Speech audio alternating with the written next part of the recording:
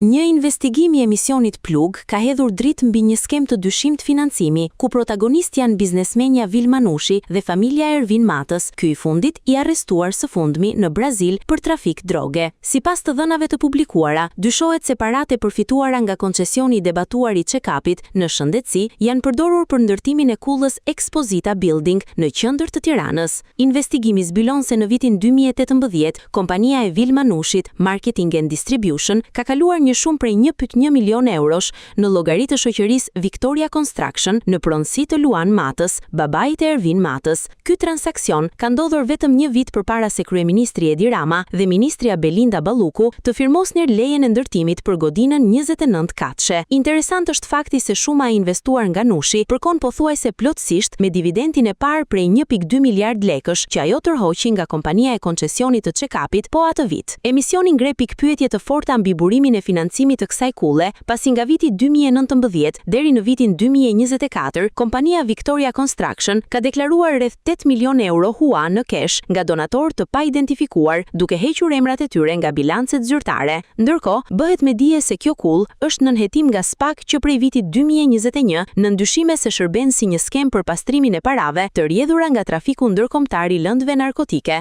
Raporti investigativ thekson se ndërsa miliona euro nga buxheti i shtetit shkojnë për koncesione që nuk kanë dhënë asnjë rezultat konkret në shëndetin e popullatës, këto fonde përfundojnë në projekte luksoze ndërtimi.